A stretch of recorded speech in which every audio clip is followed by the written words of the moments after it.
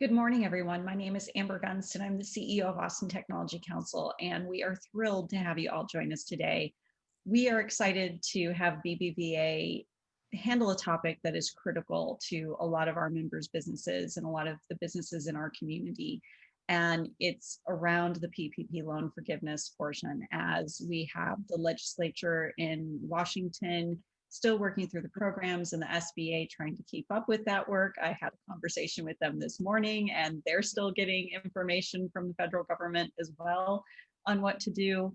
We wanted to bring in experts who were able to talk about this program and how to help you get the forgiveness, which is so important to our businesses and keeping our local economy and our local businesses strong and healthy during this time. So it is my pleasure to introduce John Rebello, who is the CEO of BBVA here in Austin. John?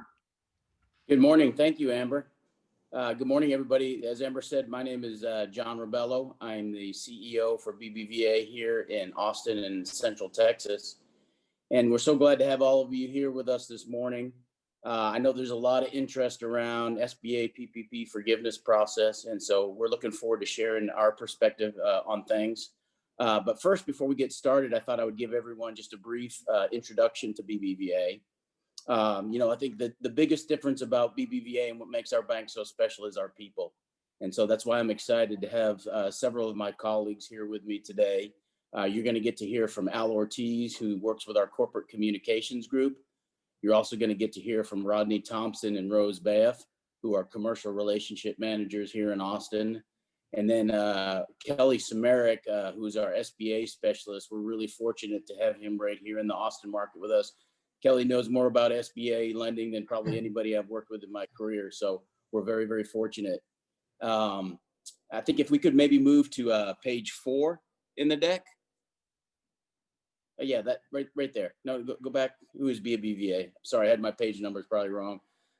So BBVA is headquartered in Spain, but we've got a really big presence here in the United States. We're almost $100 billion just in the US.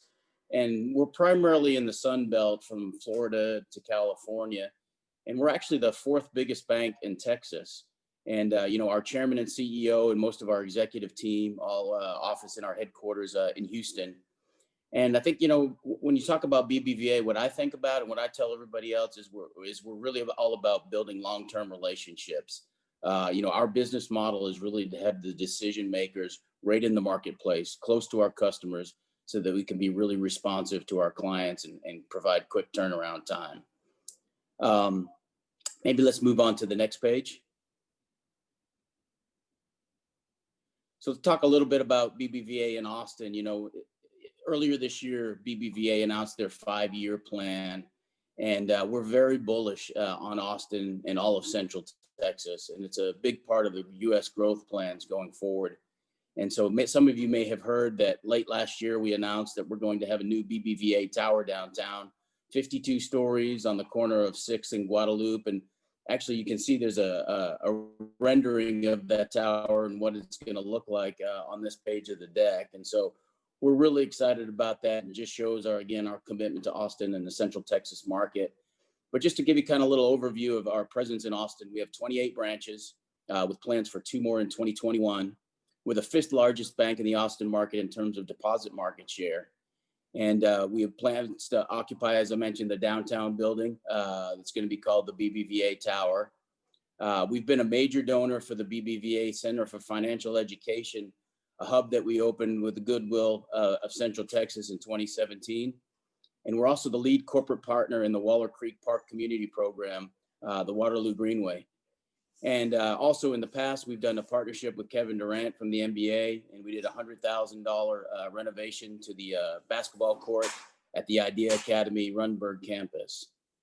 And so we got a lot of exciting things going on in Austin and Central Texas, and a lot of big plans going forward. And like I said, happy to be with you guys here today, and look forward to telling you more about the SBA PPP forgiveness process.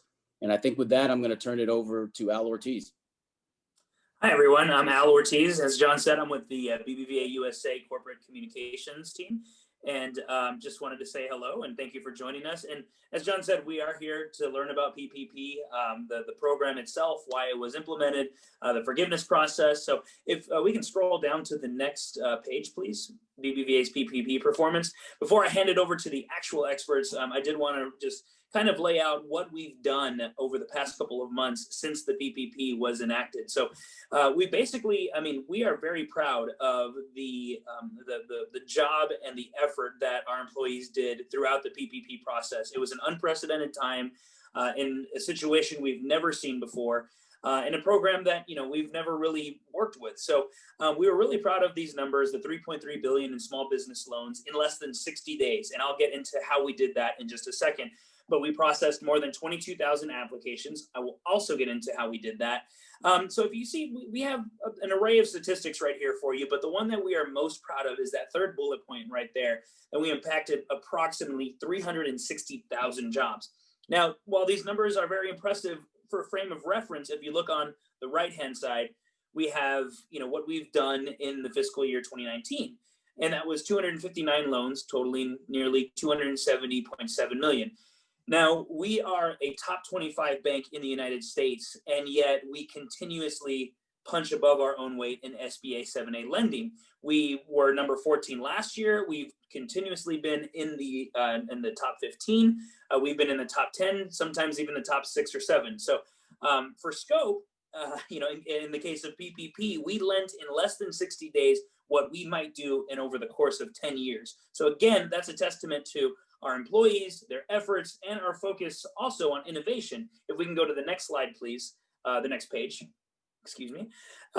So how we did that is we basically, over the past 10 years, BBVA has focused and invested in our digital capabilities. So because of our industry-leading digital capabilities, which includes our award-winning mobile app, it includes our basically our online functionalities that have received multiple and various recognitions. We were able to create an online application in just 3 days.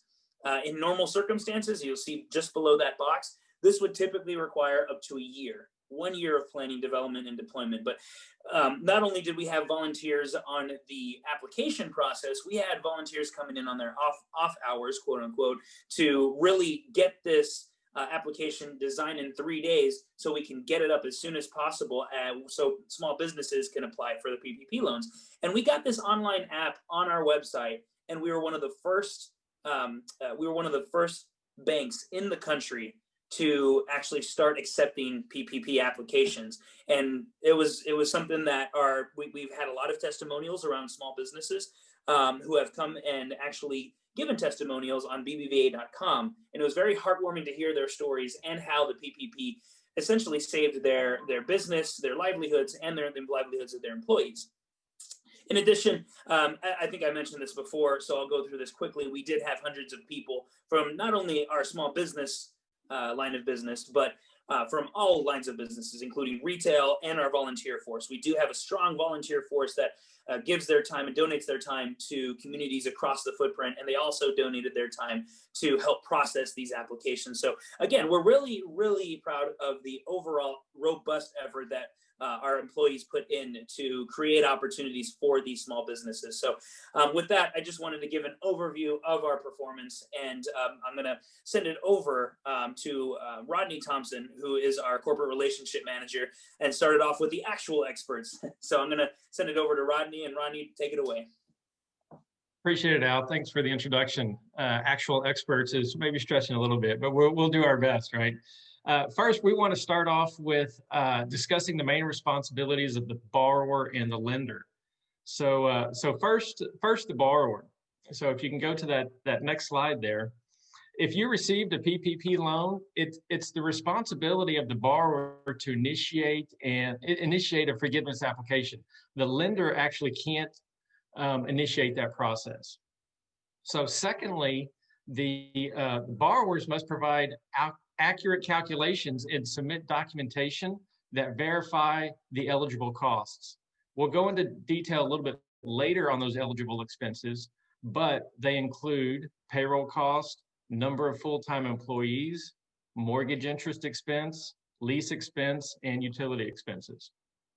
Lastly, the borrower will be required to certify that the documentation that they submitted is true and correct, and that they use the funds to keep employees and make those eligible mortgage interest payments, rent expenses, and utility payments. So if we can go to the next slide, the lender responsibilities. What are the responsibilities of the lender? The lender conducts a good faith review of the borrower's calculations and those supporting documents that they submitted. And the lender has 60 days to issue a decision on a loan forgiveness application once it receives that completed application.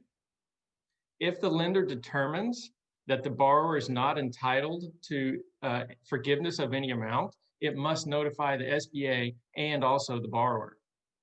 And lastly, the lender must notify the borrower of the loan forgiveness amount and the date of the first payment, if applicable, if there's any debt that's not to be forgiven. So if we can go to the next slide. If you recall, the SBA made some changes throughout the process of this entire PPP process. One of those changes was the covered period. So if we can go to the next slide, we're going to talk about the covered period real quick. There are two basic parameters for forgiveness. First is you have to, the company must use the loan proceeds within the covered time period, and it must also use the loan proceeds to pay for the qualified expenses during that covered time period. So if we can go to the next slide. So there are two options the borrowers can choose for their covered period. First is a 24 weeks from the PPP loan disbursement date, or number two is 8 weeks from the loan disbursement date. This was eligible to borrowers who received their loan prior to June 5th of 2020. And in both circumstances, the covered period may not extend beyond December 31st of 2020.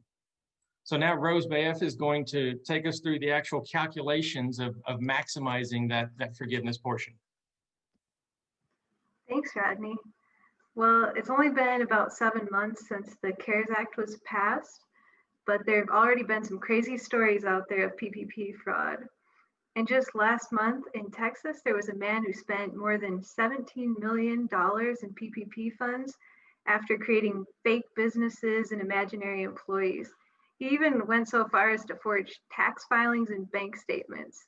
He went out and bought himself luxury properties, a 2020 Bentley convertible, basically just treated the PPP funds like they're his own personal piggy bank. Back in July, there was a man in Florida and he used PPP funds to buy a Lamborghini, stayed at luxury hotels on Miami Beach.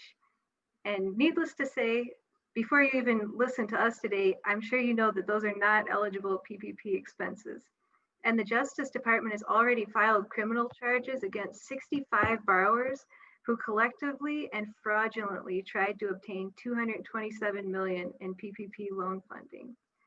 These brazen examples are really just the beginning, and the government investigators will begin to focus on nuances like potential fraud of eligibility, the expenditure of the loan proceeds, and loan forgiveness for the PPP loans. In fact, the Treasury Department has received 2,495 suspicious activity reports involving business loans from banks. Some of the issues were that corporations were created after the pandemic. Some had more than 500 employees. Some were on the do not pay federal database because they owed taxes. And as a result of all of this activity, the SBA has vowed to audit all PPP loans 2 million and up. So we can expect to see more scrutiny of PPP borrowers, and not just the very obvious examples of fraud like buying yourself a fancy new ride. We all know the purpose of PPP was not to buy new Lamborghinis. Instead, the PPP loans were supposed to have been granted to struggling small businesses as an incentive to keep employees on payroll. So because of the ramped up focus on the use of PPP loan proceeds, this next topic is incredibly important. There's been a lot of fine print detail released by the SBA, along with the Department of Treasury, as guidance for the forgiveness process. Thank you. I was just about to ask for the next slide. To help you navigate through the PPP loan forgiveness process, I'm going to share some useful information for maximizing your loan forgiveness. We're going to cover some really in-depth information today, but we recommend consulting with your CPA for expertise related to the calculations and how they apply specifically to your business. First and foremost, the funds must be used for expenses connected to your trade or business during the covered period.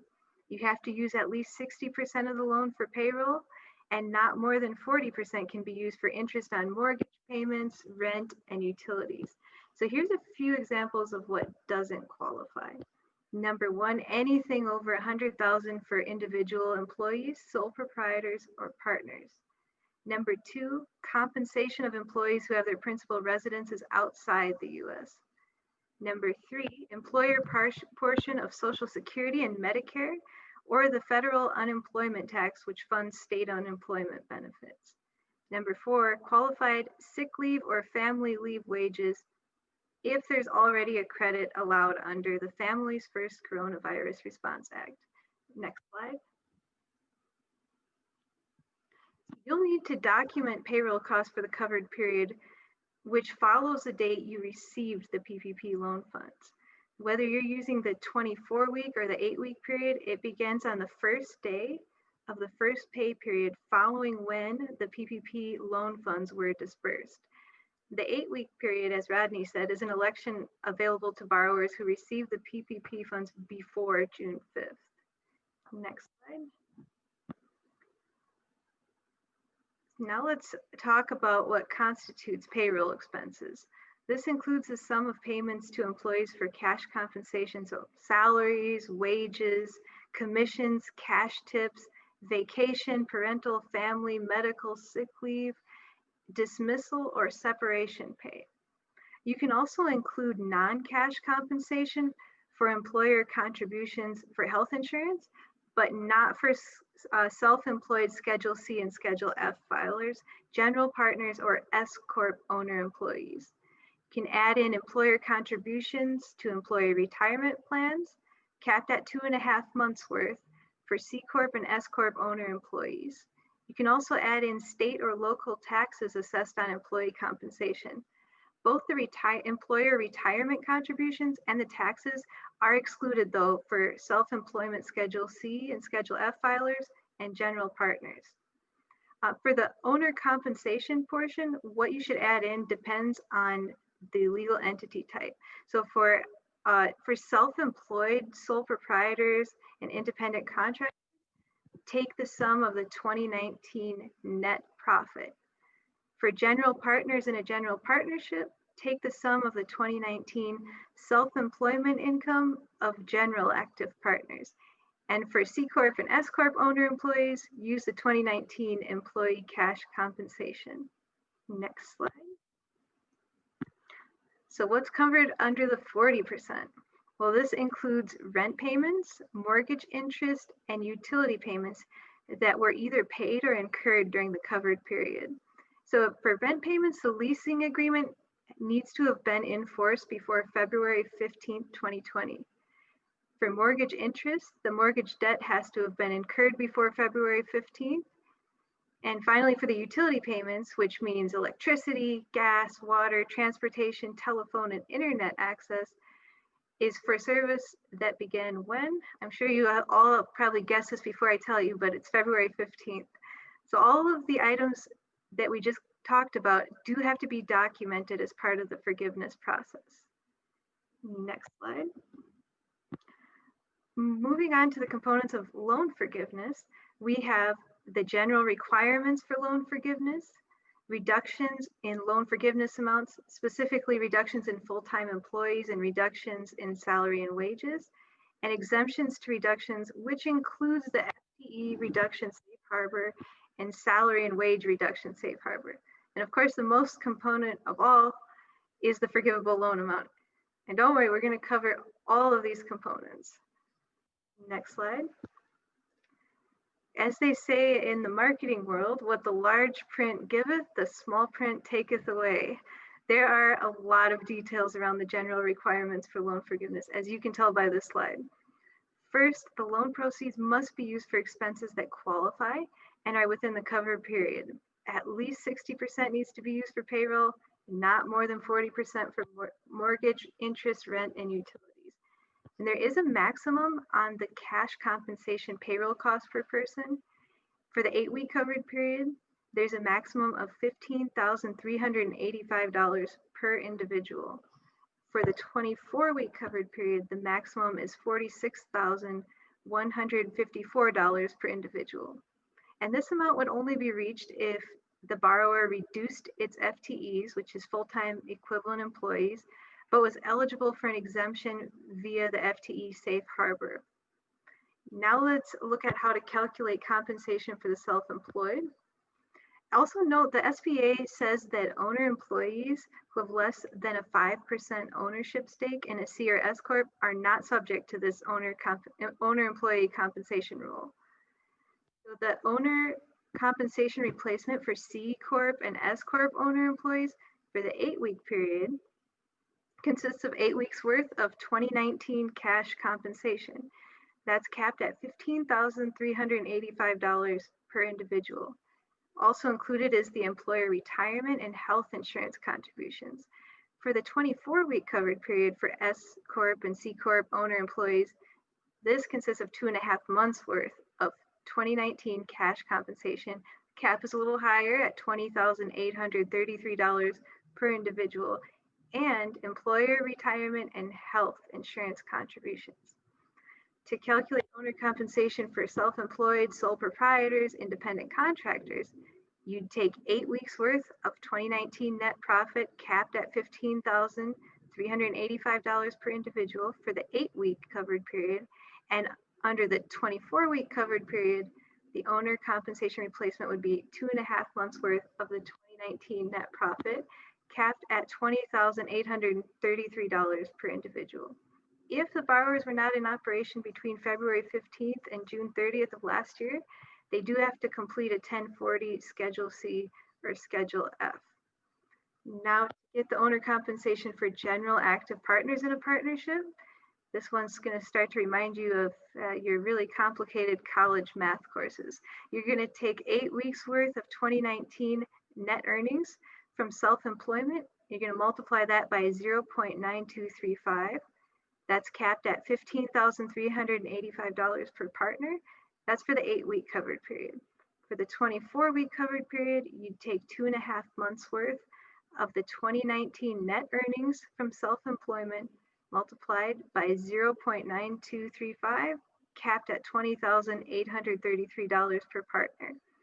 Now the disclaimer on this section is that those net earnings would be reduced by any Section 179 expense, unreimbursed partnership expenses claimed, and depletion claimed on oil and gas properties.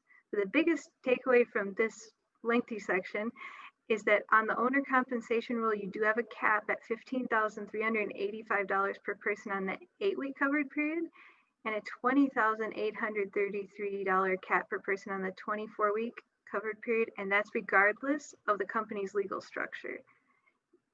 Slide. Moving on to the reductions in loan forgiveness amounts. So we all know a goal of the PPP loan is to have you keep employees on payroll rather than furlough or lay them off. So if you had reductions in full-time equivalent employees and wages paid during the covered period, it will result in reductions in the loan forgiveness amounts. How do you make that comparison? Next slide. You're going to compare the average weekly FTEs in the covered or alternative period to the following base periods. You can take the average weekly FTEs in 2019 from February 15th to June 30th, or you can take the average weekly FTEs in 2020 from January 1st to February 29th. If you're a seasonal employer, you have an additional option besides the February 15th to June 30th or January 1st to February 29th options. You could also choose to take the average weekly FTEs in a consecutive 12-week period in 2019 from May 1st to September 15th. Then, once you calculate that, The percentage decrease in the average weekly FTEs equals the percentage decrease in the loan amount eligible for forgiveness. That means if you had a 20% decrease in FTEs when you compare the periods, you're also going to have a 20% decrease in the loan amount that's eligible for forgiveness. Now, maybe you had an employee who found the employment lifestyle very attractive, maybe had a few more quarantine recipes to try, and turned down your offer to come back. This would be an example of an exemption. So here's what the SBA exempts from FTE reductions. First, if you made a good faith written offer to rehire an individual who was an employee before February 15th, and you were unable to hire someone with similar qualifications for that unfilled position on or before December 31st. Second, if you made a good faith written effort to restore any reduction in hours at the same salary or wages during the covered period or alternative covered period, and the employee rejected the offer. Finally, the third exemption is if the employee during the covered period or alternative covered period was fired for cause, left voluntarily, or voluntarily requested and received a reduction in hours. Next slide. Now let's look at the reductions in salary and wages. First, you'll need to identify covered employee for salary and wage reduction and calculation. You're going to include any employee who did not receive during any single pay period in 2019 wages or salary at an annualized pay rate more than $100,000. Second, you'll compare the average annual salary or hourly wages paid to the covered employee during the covered period or alternative covered period with the average annual salary or hourly wages paid during Q1 2020. Then finally, you'll calculate the aggregate reduction. Forgiveness is going to be reduced if there's a reduction of more than 25% of total wages or average salary. Next slide. Now let's cover the two separate safe harbor exemptions from any loan forgiveness reduction based on a reduction in FTE employee levels. So this is going to help businesses qualify for forgiveness with some situations that are outside their control. So safe harbor number one, if you in good faith can document that you're unable to operate between February 15th and the end of the covered period at the same level of business activity as before February 15th, due to compliance with COVID requirements issued between March 1st and December 31st, 2020. So this means trying to maintain sanitizing standards, social distancing, or anything else related to customer safety requirements. Safe harbor number two applies if both of the following conditions are met. Number one, you reduced FTE employee levels in the period beginning February 15th and ending April 26, 2020, and if by the end of the year, you're able to bring your FTEs back up to where they were on February 15th, then you'd qualify for this safe harbor. Slide. Now, the salary and wage reduction safe harbor will apply if both of the following conditions are met. Number one, you reduced average annual salary or hourly wages paid in the period beginning February 15th and ending April 26, 2020.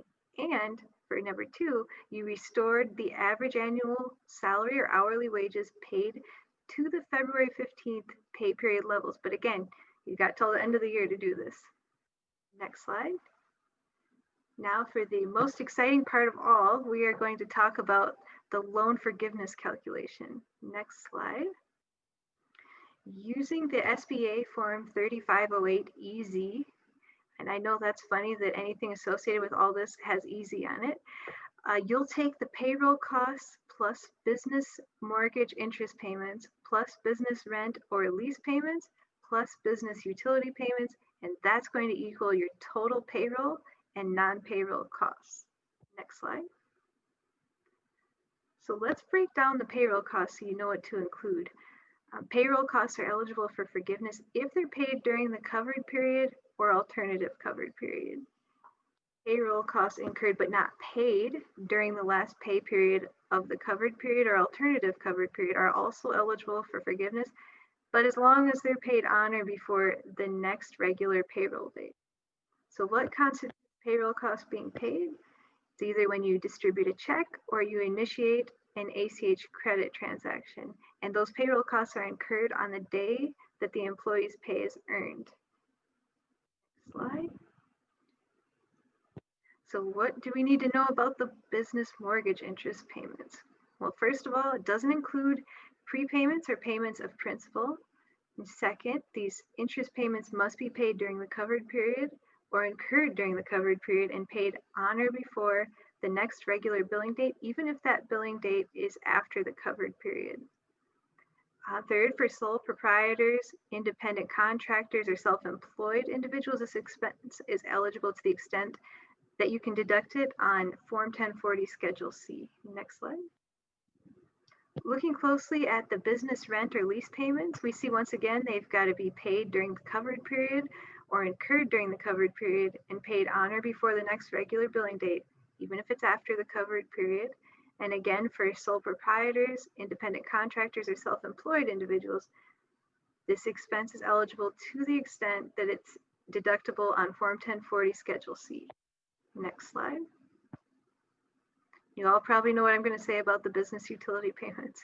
They must be paid during the covered period or incurred during the covered period and paid on or before the next regular billing date, even if that's after the covered period. Same thing here for sole proprietors, independent contractors, or self-employed individuals. This expense is eligible to the extent that is deductible on Form 1040 Schedule C. Next slide.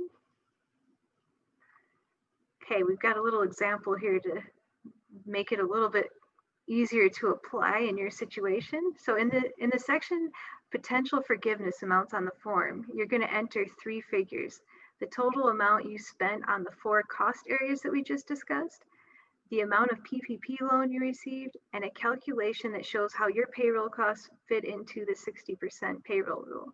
The lowest of the 3 numbers entered here is your loan forgiveness amount. So as an example, let's say you have $75,000 in payroll costs, 0 in mortgage interest, $30,000 in rent, $15,000 in utility payments. So that would bring your total of payroll and non-payroll costs to $120,000. So that would be your first potential forgiveness amount. And let's say that your PPP loan amount is also $120,000. Now you have a second potential forgiveness amount.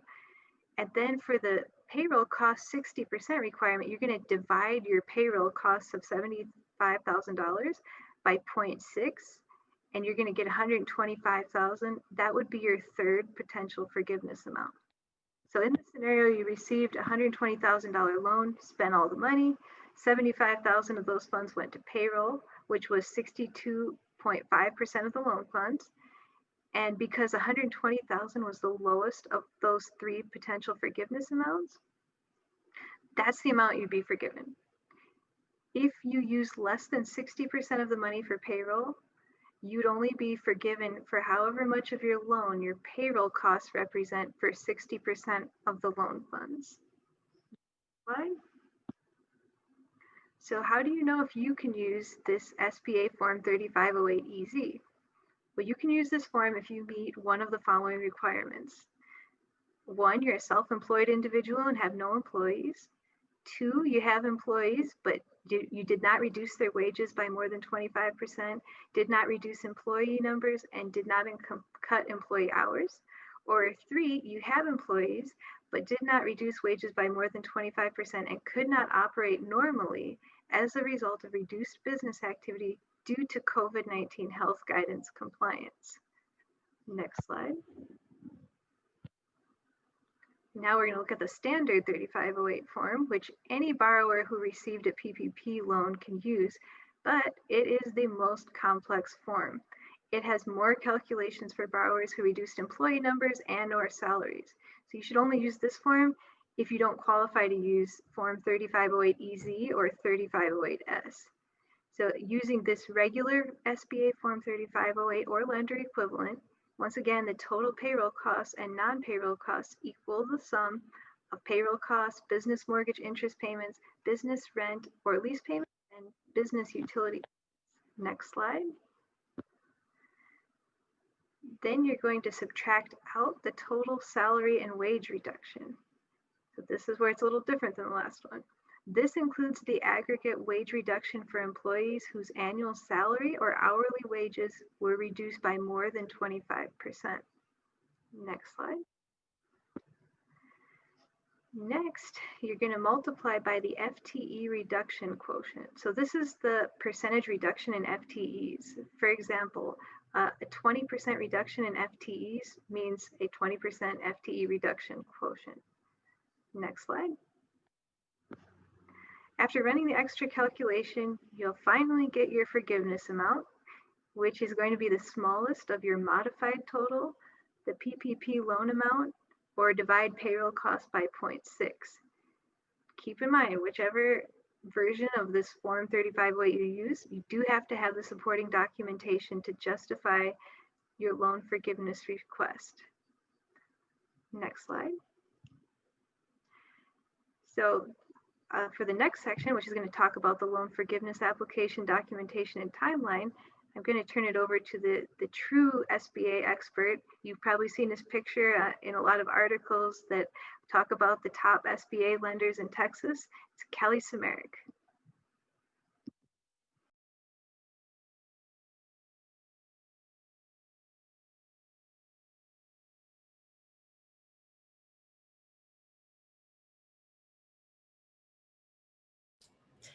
Hi, Kelly. It's Amber. You're on mute. There you go. Okay, well, there we go. I'll start over. Again, thank you, Rose. And now we're going to dive into the actual loan forgiveness applications. And what's interesting is we started out with this process for forgiveness. There was 2 forms. And over the period about the last 4 to 5 to 6 weeks, the SBA has come out with 3 additional forms, forgiveness potential application forms. So as you can tell, this is still a fluid process and things seem to continue to change. But we are going to take a look at some of the forms. So if you'll move to the next slide. This is actually a new form that was created about 3 weeks ago. Congress was working on a really simple forgiveness application form for loans $150,000 or less. What ultimately got approved was this 2-pager application form, but that only applies to loans of $50,000 instead of what all banking institution had hoped would be $150,000. So they did come in with a really simple application for $50,000, PPP loans of $50,000 or less. It's 2 pages. You sign it. You attest to several facts that you used the PPP funds according to the purposes that Rose had identified earlier. And that's really it. So if you did get a really small PPP loan, you're blessed because this form is simple. No documentation. You just make these attestations, and that's really all is to it. So if you did get a loan of $50,000 or less, your process is going to be quite easy. We'll move to the next slide. Rose had gone over these 2 forms earlier. So 3508, easy. And that's the one you can use if you didn't reduce your full-time equivalents or when you didn't reduce your salaries and wages by more than 25%. You can see it's really small, but you can see that's a 3-page form. You do have to submit all of your backup documentation with the EZ form. But I think the majority of PPP borrowers are going to fit in that category and be able to use the EZ form. And then you'll see right below that the 3508, which is the full form that that Rose described earlier, when you did have a reduction of FTEs or the 25% salary and wage. So that's again, it's more in depth, more documentation that's going to be required. So again, for most of you, you're probably going to fit in the 3508 EZ form, and I would hope that that's the most of you do fit in that because it'll be much easier. Can you move to the next slide?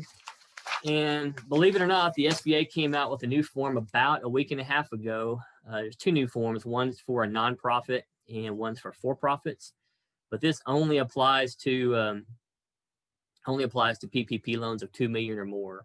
And those are the ones where the SBA is going to dive in quite a bit deeper to determine that there was a definite necessity, an economic necessity, because when you actually applied and signed the original application form with the SBA back in April or May, whenever you got your first PPP loan, you had to attest that there was an economic reason or an economic necessity to obtaining it.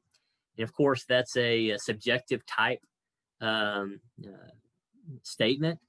And of course, when everybody was in April, and there was a lot of uncertainty going on with restrictions and so forth, I think pretty much everybody thought it was an economic necessity to have more liquidity in cash.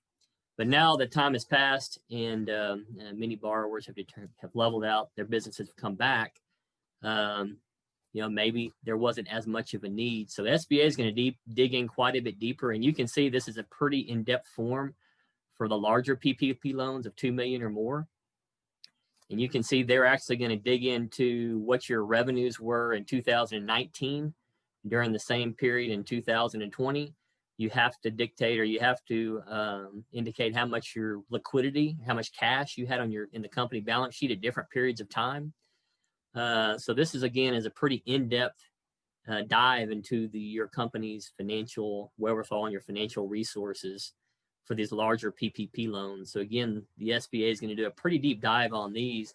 We've sent this form out to some of our larger PPP borrowers, and I'll be honest with you, some have already made the decision after reviewing this form to go ahead and pay back the PPP loan. So it's kind of interesting, but that's the process that the SBA has, again, put in place. And the reality is there could be more changes coming. So let's move to the next slide, please. So the biggest question we have is, when can we apply? What you're seeing out in the marketplace right now is you're seeing a number of the smaller community banks, community-owned banks. You're seeing some of them that have been accepting PPP forgiveness applications for some time. What you're seeing on the other side is the larger regional and national type banks. They're actually have not opened their portals or haven't started accepting forgiveness applications yet. And we're in that category. We haven't actually started accepting applications yet. The recommendation is that you wait until your period's over, whether it's the 8-week period, covered period, or the 24-week covered period, whichever one applies to you. The recommendation is that you would definitely wait until that covered period is up before you would actually submit your application for forgiveness. But obviously, you're going to want to organize all of your payroll reports, tax forms, account statements, and just get all your documentation organized. And of course, we recommend, as you've probably found through this, through the depth of this presentation, it's really in your best interest to consult with your CPA, your third-party payroll administrators. If you have a tax attorney, other types of advisors, would definitely recommend getting all the assistance that you can in helping to do your forgiveness application in that process. If you go to the next slide. So what's interesting is once you actually submit to the bank the forgiveness application, we have 60 days to review that documentation and then submit our decision to the SBA.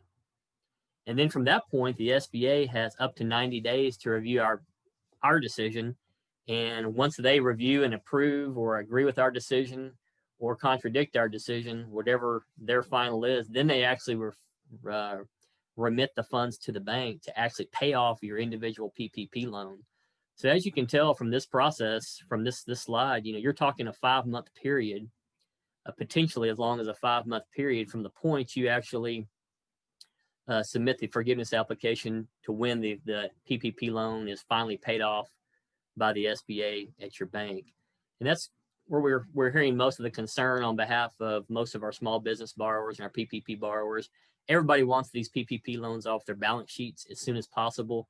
But as you can tell, it's even from where you're at right now, even if you've already submitted your forgiveness application, it could be up to 5 months before it's all finalized and the SBA remits the actual payments to the bank to pay off your loan on your behalf. One thing that the SBA allowed, and I know we did, for example, is many of our first payments were starting to become due in November. And the SBA allowed us to push that out 6 months, and that's for every PPP loan we did. So as this timeline has gone along and things continue to change, we have pushed back at our bank. I think all banks have done with this with their PPP loans. They push back the first payments by 6 months. So most of ours are starting to be due in May now, May of 2021, with the anticipation that the whole forgiveness process would be finished by then. So if you move to the next slide. one more. So again, this is just to reiterate your resources. This is the last slide, guys. Talk to your PPP lender, talk to your CPA. And to be honest with you, your CPA is probably going to be your best resource in assistance in compiling the information and helping to fill out the forgiveness applications forms themselves. Attorney, obviously. And what I did is I included one additional website. This is probably the most comprehensive PP website that exists. And that's it's the Treasury website. There's tons of information. It's what I call the Bible. It's the Bible for PPP. There's tons of attachments. The forms are all there. There's tons of Q&A sheets. Because actually you can imagine, as the PPP program was designed, it was designed kind of for a one program fit all. And that obviously wasn't easy to do given all the nuances of all the different industries and businesses out there. So there's thousands of different scenarios that are actually addressed in the Q&A that's included on the Treasury website. So if there's anything you take away from today is talk to your CPA. And if you have a very detailed type question, this treasury.gov website has tons of resources, and it's going to take you some time to go through their information. But I would definitely recommend visiting that site if you're looking for an answer to a detailed question, because that's a great resource. So guys, that's all we have today. Again, there's a lot of detail included in the forgiveness process and the calculations, and we hope this was beneficial to everybody today. Thank you all so much. And don't be afraid to talk to your bankers. It's not a lot of fun to have conversations about your money concerns and issues with your business, but it's better to have that conversation sooner rather than later, because if you wait too long, it might be too late to be able to get that taken care of. So have the conversation now. It'll give you peace of mind and help you relax into the holiday season and the end of the year as well. We would like to thank John and the entire team from BBVA for providing this information today. It's always good to have really good information that is honest and direct to be able to share with our members. We want to make sure that everybody's being careful this holiday season, that as we're going into Thanksgiving and into the December holidays, that we're maintaining our distance from each other, that we're keeping our face masks on, we're washing our hands. We see the numbers rising in Texas and throughout the entire United States. We want everybody to stay safe and happy and healthy, and we want to see everybody next year in person. So take care of yourselves.